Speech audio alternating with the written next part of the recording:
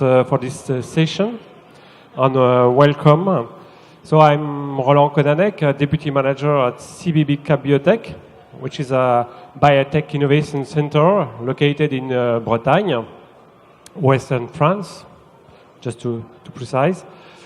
This center leads also the regional biotech network, which is called Cap Biotech. So I'm pleased to chair this less than 1 hour session dealing with marine biotech, food and innovation. And I know that it's not always so easy to speak about food just after lunch, but I hope that with the help of the panel, we will keep you aware and that you will enjoy the whole session. First of all, I would say that it's a real pleasure for me to be here in Rimouski for the third time, because it's a very nice city, so it's always a pleasure to come here. I would like also to thank Pierre Hervès to give the opportunity to the Cap Biotech Network to host this session. Indeed, this network aims to promote the biotech innovation made in Bretagne, and to establish a solid and well-defined industry. And as you may know, for most of you, this French region, is the first French region for food industry and for fisheries and aquaculture. So it is evident that this topic on how innovation can change the way we eat is at the heart of the main concerns of many agro-food businesses located in our region. So to go further in the topic, it is known that our food behavior are mainly driven by our culinary traditions, our way of life, marketing, science progress, and more recently, sustainable development and our research of health benefits. In this moving world, I believe that there are real opportunities for innovation coming from marine resources to find a bigger place on the market. So to date, many marine products are already found on the market in some specific market like food supplements, vegan, ready-cooked meals, and so on. And some of them are shown in the Agora. But what can we expect now? Which food changes will we face in the next few years? To give you a trend, I am very pleased to welcome to this roundtable 3 specialists in blue biotech and marine products. And I'd like to thank them for sharing their experience with us today. So during this session, I will ask some questions in English to Delia Cimental from Bentos, but also in French to Alain Guillou from Odontella and Fabrice Gouenou from TAM. And I will keep some time for exchanges with the audience. So I invite you again to join us if you want to share this panel. So Delia, Alain and Fabrice, could you tell us who you are and what does your company produce? Delia first. Thank you. I hope not to be so bored because it's just after lunch. My name is Delia Cimental. I'm the chief scientist and partner of Bentos Bioscience Company. I was the former CEO of Coco Chavita, a Mexican company in the biotech industry as well. What we produce is sea cucumbers from different species from all over the world. And we produce it for food purposes, but also for pharmacology purposes. So we are in the health industry, in the food industry, but also we want to enter in the cosmetic industry. So I have a biotechnology PhD. I'm part of the MIT Energy Club. Also, I'm part of the National Council for the fisheries management of sea cucumber in Mexico. And also I'm part of the Latin America Committee for echinoderms studies and research. That's my background. I'm a sea cucumber lover. So I hope to try to explain you more about what are we doing in our company. Thank you, Alain. OK. Alors, oui, bon, donc, pour moi, donc je me présente, Alain Guilloux. Je suis directeur scientifique et cofondateur de l'entreprise Odontella.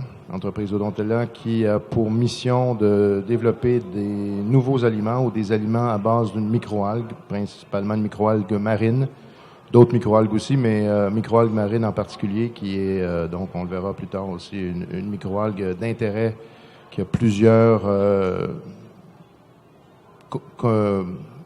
ingrédients d'intérêt nutritionnel. Donc, c'est très intéressant par rapport à d'autres microalgues. Il y en a seulement d'ailleurs quelques-unes sur le marché actuellement. Donc, moi, j'ai un doctorat en nutrition de l'Université Laval, ici au Québec. Et j'ai aussi travaillé dans des entreprises qui produisaient des microalgues, fermentalgues, entre autres, en France. Et donc j'ai une certaine expertise aussi du milieu des microalgues et des connaissances sur les microalgues. Et donc, nous, chez Odontella, nous voulons développer des nouveaux aliments à partir de produits végétaux. Donc, comme le produit qu'on met en avant actuellement, c'est un saumon fumé végétal. Mais il y aura toute une série de gammes de produits qui seront développés par cette nouvelle société qui commence à peine ses activités parce que voilà, on finit actuellement notre tour de financement. Merci. Merci Alain. Donc Fabrice, je te laisse te présenter. Bonjour, donc Fabrice Gonou, président de la société TAM. Donc on est situé à Plougastel d'Aoulas, près de Brest, en Bretagne, en France. Et justement, on a développé une production donc, de microalgues, mais plus spécialement de spiruline, avec une surface assez conséquente pour notre région, donc de 2 hectares, où on développe une production sous serre avec des spécificités pour être en culture biologique. Merci. Ma première, alors merci pour ces présentations. Ça positionne le débat clairement dans l'innovation. Hein, on a des sujets innovants. Ma première question sera pour toi, Alain. Tu travailles depuis longtemps avec Pierre Caléja, qui est un expert reconnu dans le domaine des microalgues. Comme tu le sais, on a aussi vu pas mal de lancements de produits à base de microalgues, notamment des huiles de microalgues qui viennent remplacer les huiles de poisson dans les compléments alimentaires. Mais finalement, comment est venue l'idée de faire un saumon végétal finalement, et comment cette idée assez étrange et originale finalement est-elle arrivée? C'est relativement simple, c'est-à-dire que nous venons tous les deux de milieux où on connaît les microalgues. Moi, je suis nutritionniste en plus, donc l'idée de base était pour Odontella d'amener les microalgues marines dans l'assiette des consommateurs le plus rapidement possible. Donc, quoi de mieux que de passer par un aliment qui est connu de tous ou à peu près, très prisé en France en plus, parce que la France est le plus gros consommateur de saumon fumé en Europe. Donc, on s'est dit, c'est une belle opportunité de visibilité aussi, parce que rajouter des microalgues dans des aliments plus connus, ou banals comme des pâtes ou des biscuits apéro, oui, c'est bien, mais le fait de dire on peut produire et avoir un saumon végétal riche en éléments qui ont du goût, parce qu'on va produire un saumon qui va goûter le saumon fumé, avec des produits végétaux et surtout l'aspect microalgue qui est très important parce que c'est, comme on le dit, quand vous mangez du saumon, vous mangez des microalgues en fait. Parce que le goût et la saveur des produits marins vient principalement de ce que les microalgues produisent, entre autres les oméga 3 à longue chaîne. Merci Alain. Delia, It is known that sea cucumber is a delicacy in China, and you gave us this morning some information about the sea cucumber. But what kind of research is behind the pure aquaculture that you mastered already? Well, we are innovating in our way that we culture sea cucumber because, as I explained you in the morning, we are doing not only sexual but asexual reproduction using technology in order to help the sea cucumber to regenerate itself when it's in commercial size. Also, we are a company that is committed that in our culture protocol not to use hormones or antibiotics because we really want to have like a really good product for the people that we are working with. All our stakeholders are very important for us, and that is why we took this decision. So. And you cultivate several species now, or just one species of sea cucumber, or more? I mean, we are ready to take over, to take opportunities to transfer our technology in all countries that we can. Not only for sea cucumber culture projects, but also for sea cucumber biotechnology for bioactive compounds extractions. So that's our objective for the next 5 years, to start working and collaborating together not only with governments, but also with research centers, universities, and local companies that actually are working with sea cucumbers. Ok, thank you. Fabrice, on va parler aussi de transfert de technologie, ou plutôt de changement ou d'application d'une technologie existante ou à d'autres produits. Vous avez décidé de changer finalement, de quitter l'agriculture et la production de tomates pour faire de la production de spiruline. Et est-ce que ça veut dire que à terme, on verra dans nos assiettes la spiruline remplacer la tomate, ou qu'est-ce qui a conduit à ce changement? Alors, on va pas changer, utiliser la spiruline pour enlever la tomate. Et surtout, nous, ce qui a été l'élément fort dans notre démarche, c'est qu'avec, lorsqu'on peut voir par rapport à nos habitudes de consommation en tomate, par exemple, au lieu d'être dans de l'alimentaire classique, on est passé dans de l'alimentation plaisir. Donc, ça a été fort, surtout dans la fin des années 80, début des années 90.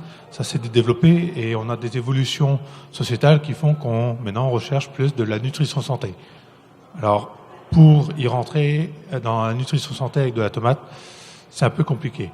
Alors, ce qu'on a fait, c'est au lieu d'essayer par rapport à notre production, de rentrer sur ce marché, c'est plutôt de regarder quel était notre savoir-faire.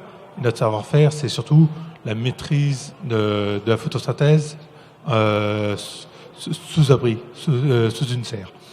Et c'est là où on a regardé quel type de culture pourrait être intéressante, justement qui correspondait mieux aux caractéristiques de l'alimentation santé. Et c'est là où les microalgues ont un potentiel important, et d'autant plus la spiruline. Donc on a fait un transfert de technologie par rapport à nos savoir-faire de maîtrise de la photosynthèse, où on a sur 2 hectares, on a enlevé tous nos équipements qui n'étaient pas réutilisables dans la production de spiruline, de tomates plutôt, pour justement adapter des bassins pour la culture de spiruline. Et donc, par rapport à ce changement, ça correspond à une vraie demande du marché pour la spiruline forte. Et ma question sous-jacente, c'est est-ce que c'est une démarche finalement isolée d'une entreprise, ou est-ce qu'on risque de voir ce changement prochainement chez plusieurs agriculteurs qui vont se convertir à la production de ce type de microalgues sous serre? Alors, au niveau du type de culture, il y a vraiment un grand changement. Entre des cultures végétales classiques et des microalgues, il y a vraiment une grande difficulté, surtout à maîtriser à grande échelle ce type de production. Donc, ça va demander du temps, parce qu'il va falloir des adaptations, que les savoir-faire, ce qu'on développe Il y a des jours où ça se passe bien, des jours où c'est plus compliqué, donc il y a encore de la maîtrise à avoir. Mais surtout, quand on voit l'évolution du consommateur, par exemple pour aller sur des protéines végétales, ainsi de suite, il y a vraiment un argument fort pour demain. Donc il y a un potentiel, surtout que même le potentiel, dès à présent, il est là, parce que en France, on ne produit que 10 à 20%, suivant les chiffres, de notre consommation. Donc, il y a plus de 80% d'importation. Donc, rien que par rapport à ça, il y avait un besoin de répondre justement à ce que notre pays, puis, au lieu d'importer d'Asie, par exemple, au moins on puisse savoir en produire chez nous. Et vous avez déjà vu des collègues faire ce changement de production, oui, dans l'environnement du Finistère ou ailleurs? On a plus de personnes qui s'intéressent, qui viennent d'autres métiers, qui disent les microalgues c'est intéressant, je me lance à échelle artisanale. Il y en a très peu qui font le pari de se lancer à une échelle plutôt industrielle. Merci Fabrice. Alain, on sait aussi que l'un des risques principaux de l'innovation, c'est de sous-estimer ou surévaluer l'appétence, je dirais, des consommateurs pour l'innovation. Et on a vu de nombreux produits qui ont subi des échecs commerciaux, parce qu'ils n'ont pas rencontré leurs clients et leur marché. Donc ma question, c'est en fait comment vous anticipez, parce que c'est quand même un changement majeur que de faire du saumon veggie, hein, c'est une vraie innovation de rupture. Comment vous anticipez la réaction du consommateur vis-à-vis de cette innovation? Est-ce qu'il y a des tests qui ont été faits? Comment vous appréhendez cela? Donc, oui, pour nous, de toute façon, on observe aussi ce qui se passe autour, et depuis plusieurs années, on sait qu'il y a de plus en plus de gens qui sont soit intéressés à diminuer leur consommation de produits carnés ou animaux. Et ça, c'est une tendance forte. C'est pas une mode. C'est vraiment en train de se passer actuellement partout dans le monde.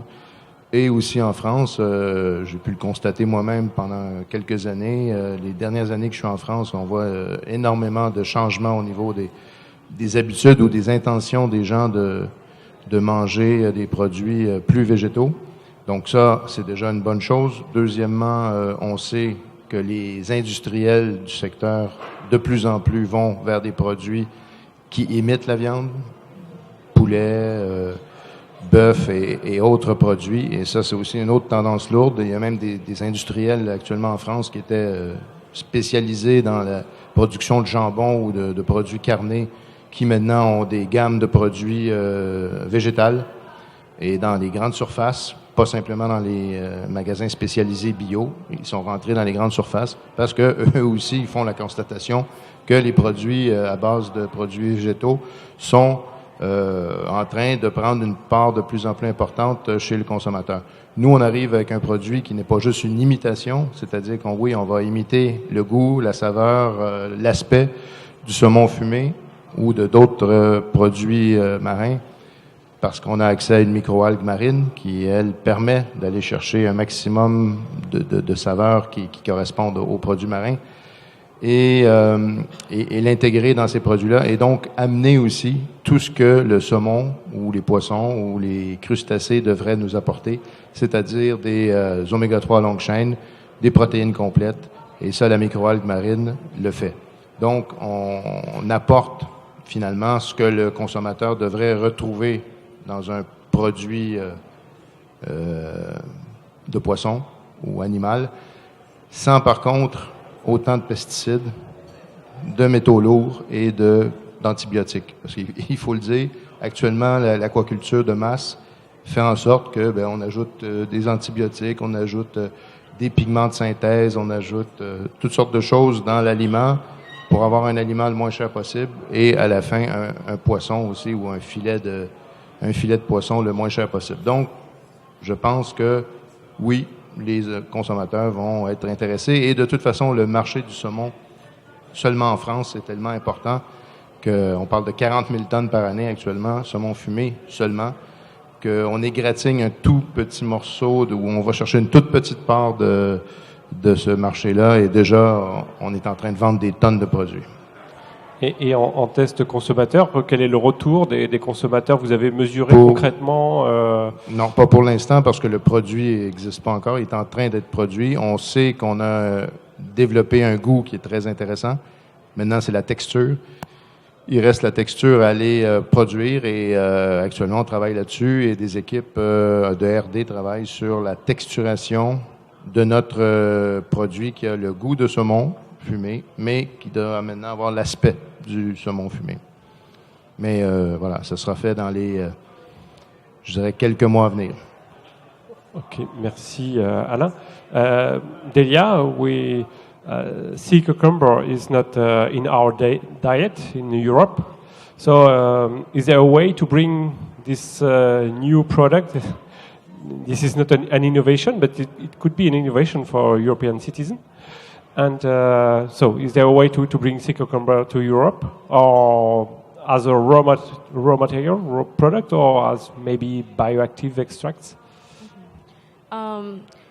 I think that there has been a change for the past few years because globalization and the cross-cultural environment that we are suffering right now, more and more people is knowing every time the health benefits that sea cucumber has in its consumption, and I think right now people is eager to try this kind of marine delicacies from Asia. That in Asia has been like used for more than 3,000 years. So the best way to incentivize the consumption in Europe is through the development of dietary supplements products, because it is easier to take, it's easier to transport, and is like a faster way to receive all the health benefits that sea cucumber has and contains. Okay, and I don't know many things about this sea cucumber market, but how big it is right now in Asia? Do you have an idea of the volume produced or the market size? Right now in the market you can find sea cucumber powder, encapsulated, but it's dried sea cucumber, dried and salty sea cucumber.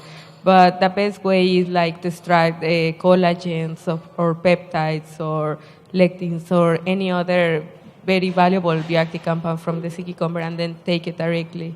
So you can assure that the health benefits are actually there. Okay, and is it a market for fresh sea cucumber or just dried?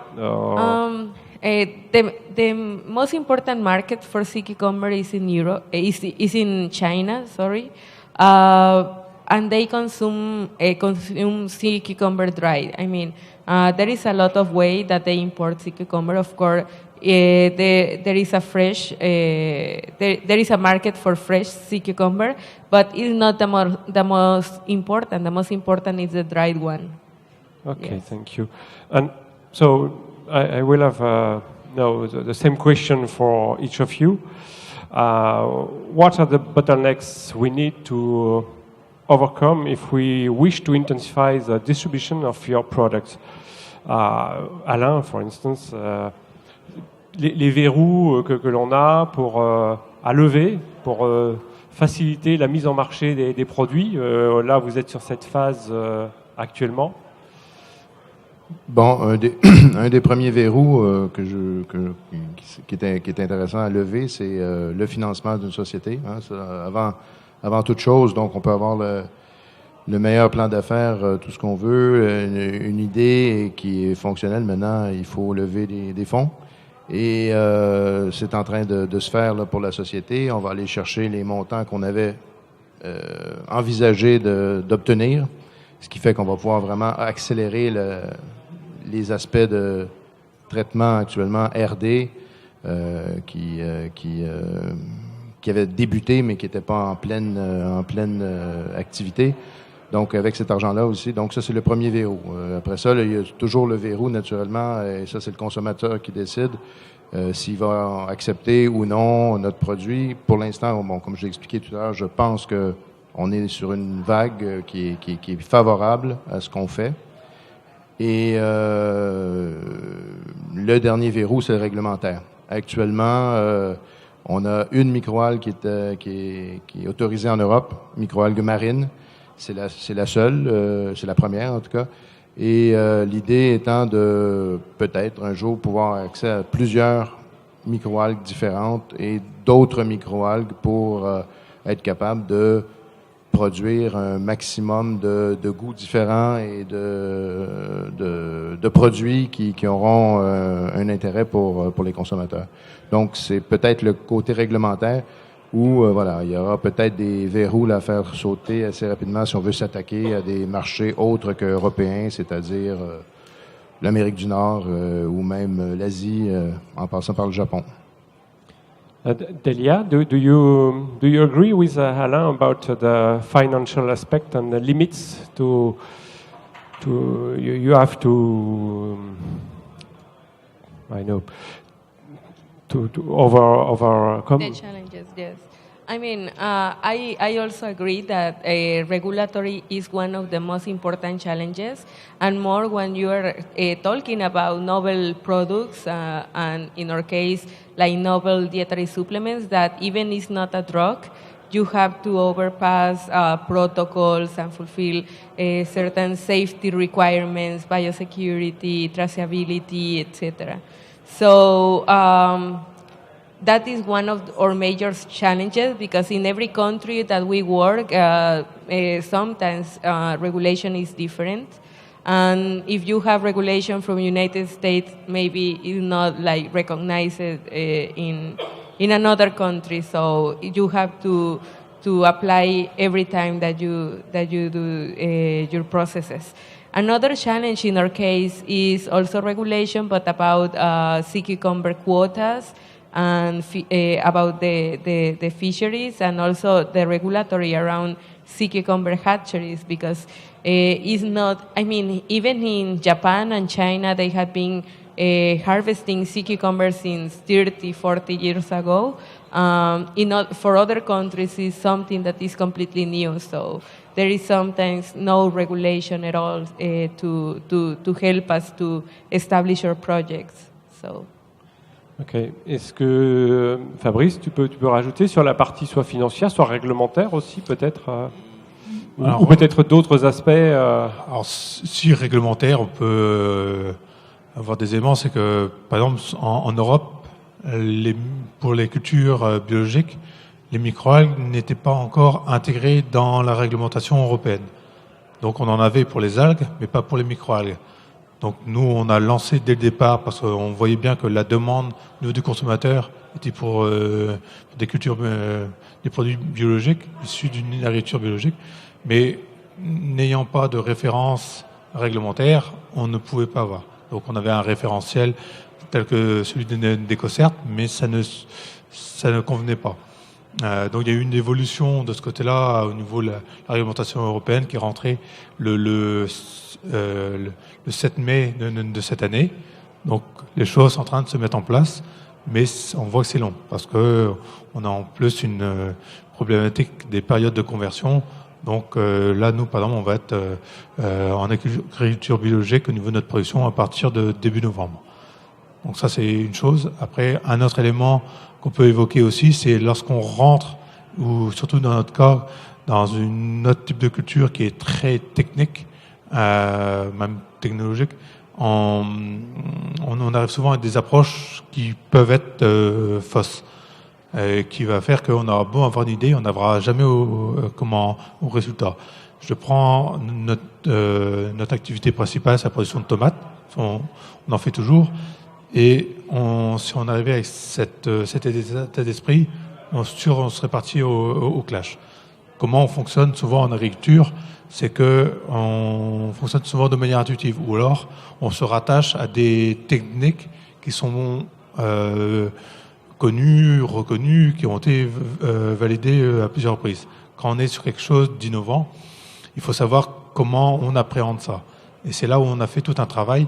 Donc moi, je fonctionne beaucoup de manière intuitive. Si je schématise un petit peu, j'en rêve la nuit, je l'essaye le matin et l'après-midi, je regarde quel est le résultat. Si le résultat me convient, c'est très bien, je suis content. Il reste plus qu'à reproduire. C'est un peu le modèle agricole. Sauf qu'on ne sait pas pourquoi ça fonctionne. Donc là, vu que c'est très technique, au niveau des microalgues, on peut avoir une variance très rapide du jour au lendemain, alors qu'une culture de tomates, il faut attendre souvent une semaine, voire 15 jours pour avoir une dérive. Donc on a le temps de corriger les choses.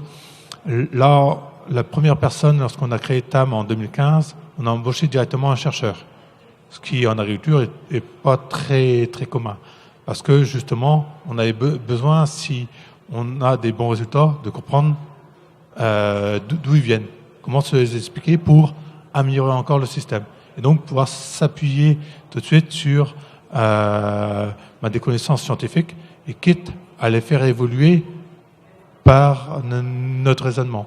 Donc c'est là où on arrive à créer un cercle vertueux qui nous permet de progresser assez vite. Je dirais même qu'on a plutôt fonctionné en Fad Lab que par rapport à en termes d'expérimentation, au lieu d'être un peu académique, on a fait du test et avancé par ce biais-là. Merci. Du coup, tu me permets de faire le lien avec la question suivante. Et quand on parle d'innovation alimentaire, hein, so when we talk about food innovation, what does it take to develop this kind of product? This kind of products. How long does it take to put the product on the market? For instance, for sea cucumber, what's the gap between starting research on putting your bioactive extracts on the market? How many time does it take? It depends. It depends if it's the sea cucumber as food, or if it's a drug, or if it's like a collagen as a raw material for guided tissue regeneration program. It completely depends. In some cases, it could be like 3 months, and in other cases, it could take like 10 years or even more. I mean, it all depends on what kind of product, when the country that you are developing that, because there are some countries that, because of technology infrastructure and technology validation and everything, and also the alacrity which health authorities can work, is a shorter time compared to another countries. So, do you have an example of concerning the last product you put on the market, for instance? Yes, for example, we are developing one neuropeptide as a dietary supplement. For example, in Mexico, we are about to receive the pharma grade in our lab, but it will depend completely. Like for us, it was like a process that it took like 2 years, but for other companies, it could take even 7-8 years to achieve that. But I think from the idea, all the research, and also all the preclinical trials, clinical trials, and everything is a lot of work, a lot of protocols. And also you have to be sure that you have like the right people in your team, and also the right technological agreements for working with a cooperation framework for this purpose. Okay, thank you. Alain, la société est récente, donc par rapport à, elle a été créée il y a 1 an et demi. 1 an et demi, et l'objectif de mise en marché des produits, c'est quelle échéance? Ça va dépendre des gammes, puisqu'on va développer plusieurs gammes. Donc, la gamme dont on parle, la gamme phare, qui est la gamme des poissons, la gamme marine. Donc, elle, ce sera un peu plus tard, parce qu'il y a l'aspect RD, comme je disais tout à l'heure, de texturation du produit pour obtenir quelque chose qui va ressembler vraiment à la texture du saumon. c'est celle qui est la plus loin dans le temps. Sinon, on a une gamme actuellement de boissons qui est en train d'être développée, mise au point par nos partenaires de R&D. Et là, il y a besoin de beaucoup moins de travail de R&D. C'est plus de la formulation et de la mise en œuvre du produit, de la tenue, de la stabilité. Et donc, cette gamme-là, on compte la mettre sur le marché le plus rapidement possible. On pense peut-être début le premier trimestre, en tout cas, de l'année prochaine, où on aura donc cette gamme de boissons qui permettra d'amener des oméga-3 dans des proportions, je dirais, intéressantes au niveau de la santé et au niveau du maintien des différents systèmes cardiovasculaires, de la vision et du système nerveux central, donc le cerveau, pour à peu près tout le monde, c'est-à-dire des jeunes enfants qui consomment pas encore de poisson ou très peu, qui ont fini d'être allaités, aux personnes plus âgées qui sont pas capables ou ont de la difficulté à absorber les compléments alimentaires, donc sous forme de gélules ou de comprimés. Alors, cette gamme de boissons sera disponible, je pense, en début d'année prochaine. Et on a une deuxième gamme aussi qui est en développement, mais là, je peux pas en parler trop parce qu'on n'a pas encore déposé les brevets. C'est une gamme qui sera donc brevetée aussi, comme dans le cas du saumon ou de l'utilisation de la microalgue. Donc là, je peux moins en parler, mais cette deuxième gamme-là sera probablement intermédiaire entre la gamme, la première gamme boisson et la gamme marine, poisson et produits de la mer. Donc j'avais des questions sur ce qui se trame, ce qui se prépare. C'est pas la peine que je revienne avec mes questions. Si j'ai répondu. Fabrice, tu as aussi évoqué les temps de mise en marché avec le problème, le problème, ou en tous les cas l'obtention du label bio pour les microalgues. Maintenant, la conversion date de quelques années. Elle est relativement récente. 1 an. 1 an pour pour la partie microalgues, remplacement de production de tomates par la production de microalgues. Tu es allé exposer au salon Vita Foods, voilà, pour montrer le savoir-faire et commencer à communiquer sur les produits. Finalement, est-ce qu'aujourd'hui, il y a déjà les premières ventes? Parce qu'on parle de mise en marché, oui. On met en marché, mais après, il faut que le marché achète. Oui. Alors, de ce côté-là, c'est intéressant. Le marché évolue toujours par plusieurs étapes. Donc, nous, on vend vraiment avec des quantités importantes, au-delà de la tonne depuis 1 an. Donc, on vend, donc surtout en France. Bon, il y a quelques clients suédois ou dans d'autres pays frontaliers à la France. Mais surtout, c'est comment le marché appréhende la différence entre les différents produits. Et c'est là où des fois on a un peu plus de problèmes parce que l'approche au niveau des microalgues, elle est jeune encore. Sur le marché, ça fait pas si longtemps que ça qu'il y en a, donc il y a peu de références. Et par exemple, un élément qu'on a, nous, du mal à faire valoir, c'est la pureté du produit. Si on prend, surtout en spiruline, il existe plein de gammes de prix, mais avec des qualités aussi différentes. Et c'est là où nous, avec le modèle le mode de production qu'on a mis en place, de recréer une biosphère où justement on évite des contaminations, donc on arrive à un haut degré de pureté, c'est que ça nous permet aussi de conserver le maximum des propriétés du produit. Si on va en nutrition santé, c'est vraiment pour apporter des bienfaits.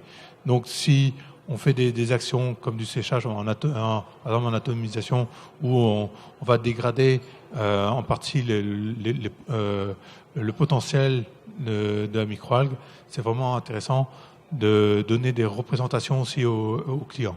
Et de ce côté-là, il y a encore un peu de travail. Ça vient, mais...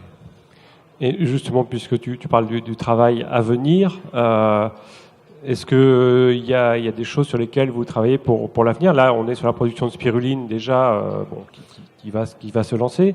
Est-ce qu'il y a de nouvelles microalgues qui vont être travaillées, ou est-ce que le travail va être sur la formulation de la spiruline pour atteindre de nouveaux marchés? Justement, alors ce qui est vraiment intéressant avec la spiruline, c'est que elle rend tout ce qu'elle a comme éléments nutritionnels qui sont très larges, ils sont tous biodisponibles, donc assimilables par le corps. Et c'est là où, du fait qu'elle possède une étendue très large, nous on la considère comme une matrice, c'est la possibilité d'augmenter le taux d'un des composants, donc de faire un enrichissement via justement nos intrants organiques, on peut le faire, et donc s'assurer aussi que c'est disponible pour le consommateur. Et donc là, on peut rentrer soit en proposant la spiruline telle qu'elle pour la consommation et avoir des bienfaits, rentrer vraiment dans la nutrition santé, mais aussi de faire des extraits.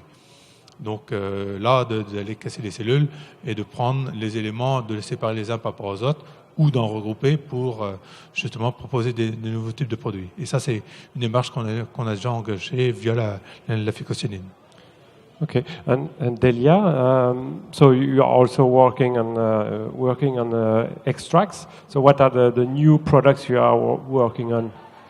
Can you tell us more about the trends, about the products you are developing right now? Yes.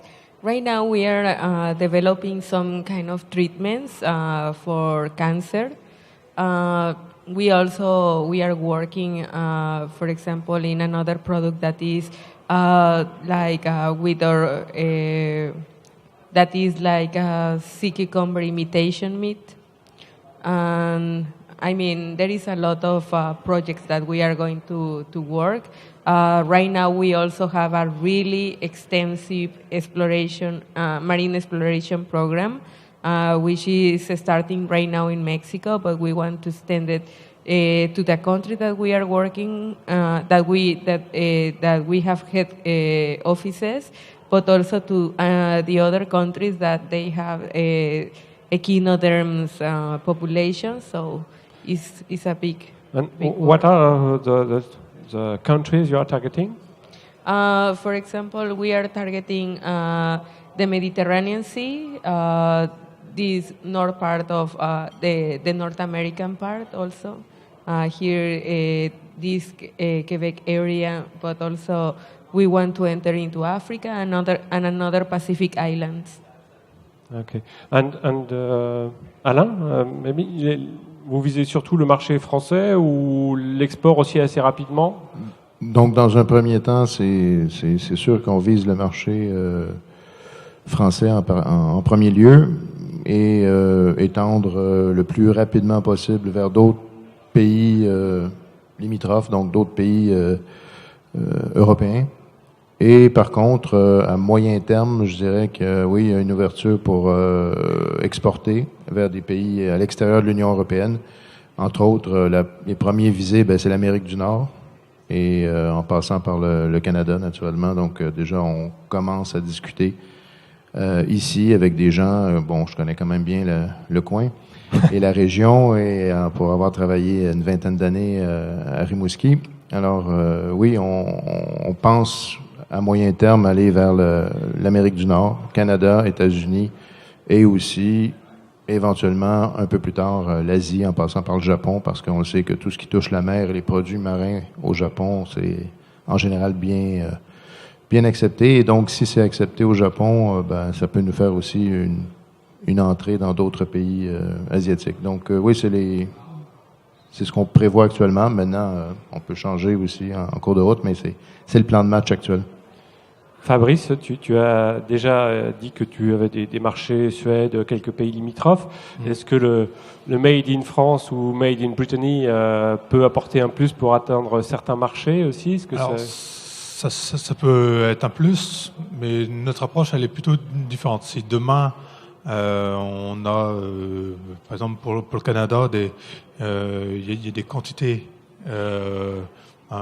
qui sont vendues, il y a un moment où on va se dire, allez, on met une unité de production plutôt que d'avoir 100 hectares sur notre site. C'est plutôt d'avoir des sites un peu répartis de par le monde, parce que on parle pour nous de spiruline, mais notre objectif premier dans TAM, c'est donc de développer une méthode de travail, comme j'évoquais tout à l'heure, une biosphère, c'est pour aussi pouvoir développer d'autres microalgues. Et justement, donc pouvoir s'adapter à des attentes un peu plus particulières. Merci Fabrice. Is there any question in the audience? So if there's no question, I think it's time to conclude. So in 1 minute each, what would be your final message to our audience? Well, my final message is that take advantage of this event, because it's one place where innovation, knowledge, talent creates like a special mixture for opportunities. So you can never know if in the next table there is your next technological partner or your probably investor or whatever. So and also to continue participating in this event, because we have to contribute to the blue economy growing, and this is one of the actions that we have taken, like to participate in this kind of events. Thank you, Delia. Alain, même donc question. Pour un message final, en conclusion, finalement, je dirais que pour nous, c'est évident que les microalgues les microalgues marines aussi, mais surtout les microalgues en général et marines seront dans un proche avenir beaucoup plus utilisées que maintenant. C'est logique, actuellement il n'y a presque rien, mais qu'on va vers ça pour différentes raisons, capacité de production importante, éléments nutritifs d'excellente qualité, respect de l'environnement, puisqu'il y a très peu d'impact sur l'environnement, sur les autres espèces, donc la biodiversité préservée. Et donc actuellement, Odontella est dans les premiers, même je dirais à ma connaissance, la première entreprise qui veut utiliser des micro-algues marines pour faire les aliments du futur. Donc c'est à nous de rester vigilant et d'être capable d'avancer plus rapidement que les autres et garder le cap sur la production des aliments du futur à base de microalgues. Oui, de ce côté-là, les microalgues ont un potentiel énorme, parce qu'on voit qu'il y a des évolutions de ce côté-là en termes de consommation. Donc les microalgues correspondent très bien, qu'on dise pour le végan ou pour remplacer des produits de synthèse qu'on va utiliser pour des aspects santé. Un élément où il y a surtout beaucoup à travailler encore, c'est de rendre accessible ce type de produit. Mais rendre accessible en conservant au maximum le potentiel des microalgues. Si on dégrade, des fois on peut dégrader très rapidement à 50%, voire même en dessous leur efficacité, on aura fait un truc à pas cher, mais aussi pas très efficace. Donc c'est vraiment un outil très intéressant, ce type de production, d'autant plus que quand on voit par rapport à de l'élevage classique avec les acceptabilités sociétales qui évoluent, les microalgues ont un avenir de ce côté-là. So on peut conclure en disant a marine product a day keeps the doctor away, je pense, for sure. So thank you very much, and I invite you to connect with our panelists if you have further questions.